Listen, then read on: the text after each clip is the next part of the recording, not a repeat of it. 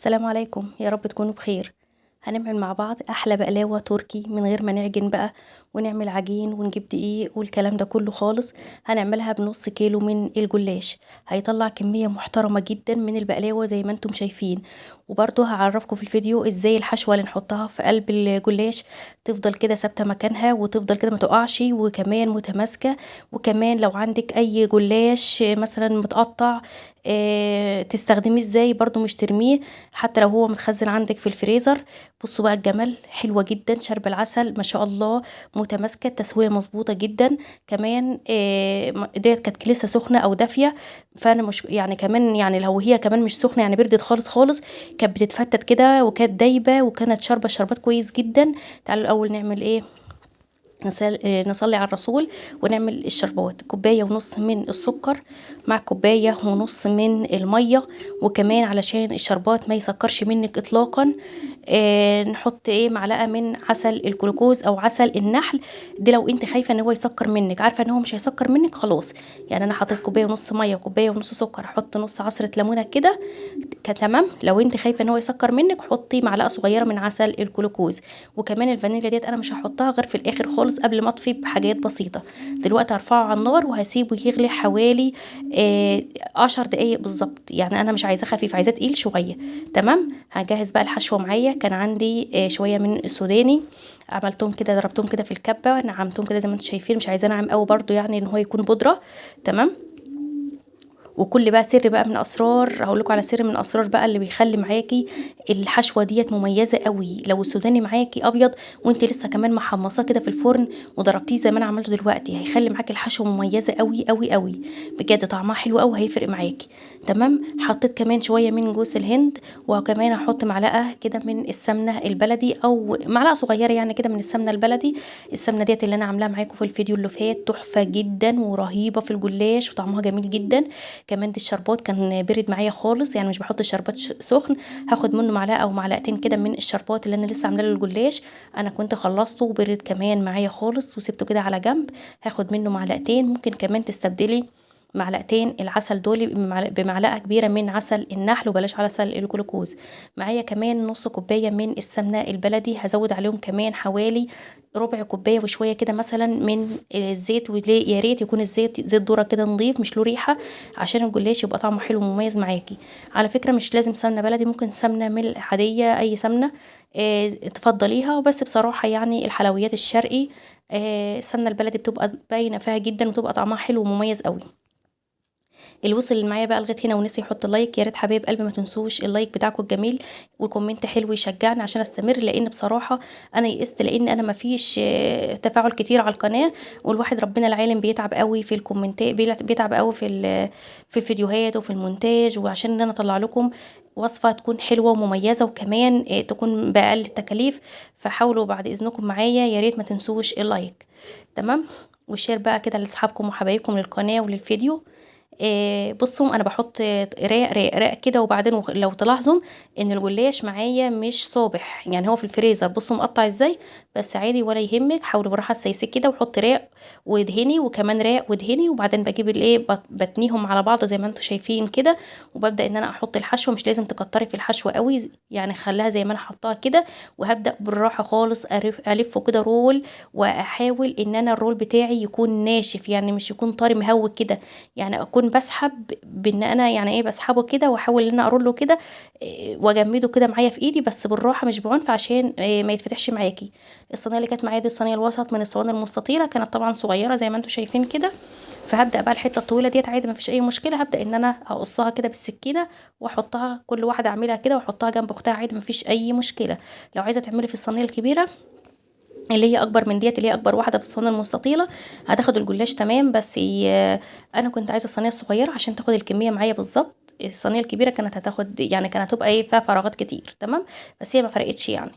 المهم هجيب بقى كمان طبقه كمان على من الجلاش واحط عليها بص حاجه بسيطه خالص كده من السمنه. وهرجع تاني احط الطبقه التانية كده عليها، وابدا ارشرش عليها السمنه كده وامشي عليها بالفرشه كده حاجه بسيطه، انا ما بغرقهاش يعني. ماشي، علشان تبقى الجلاش معاكي حلو قوي ومورق. وعايزه اقول لكم طعم السمنه دي خطيره. طبعا انا عملتها معاكم في القناه، الفيديو اللي فات ادخلوا اتفرجوا عليه، بجد هتستفادوا جدا من شويه السمنه البلدي اللي انا طلعتهم من القشطه دول في منتهى الجمال. تمام. برضو نفس الموال كده انا هحط برضو شويه الحشوه كده، وهبدا ان انا افردها رول كده بالراحه، الفها رول قصدي بالراحه كده. تمام معايا كده واحده واحده. وهقطع برضو نفس الحتة اللي هتبقى طويلة معايا كده. طبعا لو انت عندك صاج او لو انت عندك صينية كبيرة مش هتقطع كده، هتحطيها على طول. هرصهم بقى كده واكمل كل الكمية. هعمل نفس برضو اللي انا عملته في الخطوة اللي فاتت اهوت الرقين على بعض، ودهنتهم سمنة، وهبدأ ان انا ارولها كده بالراحة واحدة واحدة. وخدي بالك لو تلاحظي ان الجلاش مش صابح، لو الجلاش معاكي صابح هيبقى احسن بكتير وهيتعمل معاكي بسهولة جدا، وكمان مش هيهدر. انا بصوا عايزة اقول لكم اهوت في الاخر كده كان معايا ورق كتير، والورق كده كان متقطع زي ما انتم شايفين ولازق في بعضه، لان هو بقاله فترة معايا في الفريزر عادي خالص. رصيته كده، رشيت سمنة برضو في الاول خلي بالكم، ورصيته كده على بعضه كده طبقتين برضو على قد ما قدرت. وهبدأ برضو ان انا هعمل نفس اللي انا عملته في المرة الاولانية، وهلفه هيتلف معايا رول كويس جدا. انا لحمتهم في بعض، وكمان عايزه اقول لكم مش بيبان خالص في التقديم. البقلاوه دي تحفه يا جماعه، حلوه قوي قوي قوي. طبعا انتوا عارفين البقلاوه اصلا بتتعمل بالعجين، ان انت بتعجني وبترققي وبتعملي بتعملي طبقات وحاجات من دي. لا طبعا احنا عملناها بالجلاش بمنتهى السهوله واليسر. كمان نص كيلو جلاش طلعنا منه كميه محترمه قوي من البقلاوه. انا عايزاكم تجربوها، ويا ريت بفكركم تاني حبايب قلبي ما تنسوش اللايك الجميل اللي بيشجعني والكومنت الحلو بتاعكم، علشان افضل مستمره معاكم واقدم لكم مزيد من الفيديوهات السهلة البسيطة اللي انتم متعودين عليها. خلصت كل الكمية هيت. هبدأ بقى ان انا مفروض ان انا اقطعها الاول، يعني انا هجيب كده، لا هفتكر بقى ان انا مفروض ان انا اقطعها الاول. هركنها على جنب وهقطعها الاول. تقطعها بقى زي ما انت عايز، اكبر من كده اصغر من كده، صوابع طويلة صوابع صغيرة، قد صبعين تلاتة كده من صوابعك براحتك خالص. التقطيعة ديت ترجع لك انت زي ما انت عايزة. تمام. لو عرفت تصغري كمان عن كده تبقى احلى واحلى، بيبقى شكلها حلو قوي في التقديم. بس بصراحه يعني بصراحه كان طعمها تحفه. والله العظيم يا جماعه انا عايزه اقول لكم الجلاش ده ما باتش بجد. اول مره حلويات عندي ما تباتش خالص من طعمتها وحلاوتها.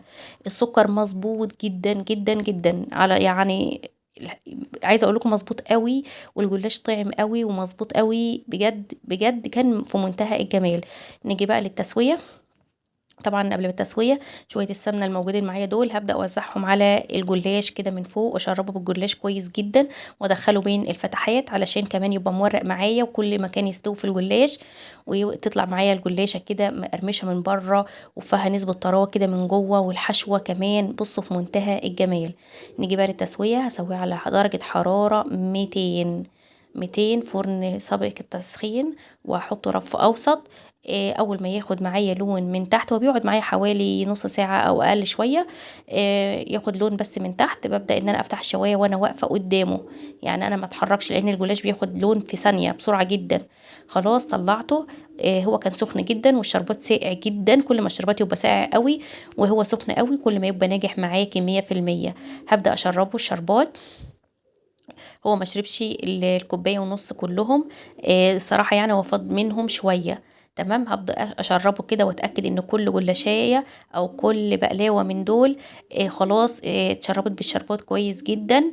وهتسيبيه شويه هتلاقيه اصلا، لو حتى في الارضيه كده تحس ان في عسل لسه ما اتشربش، هتلاقيه اتشرب. وهوريكي دلوقتي هو عايز بس يهدى بس كده شويه، هتلاقيه اتشرب كله بقى كويس جدا وبقى في منتهى الجمال. بصراحة يا جماعة أنا عايزة أقول لكم بجد، يعني جربوها في عزومات، في أعياد ميلاد، في زيارات، بجد في منتهى الجمال.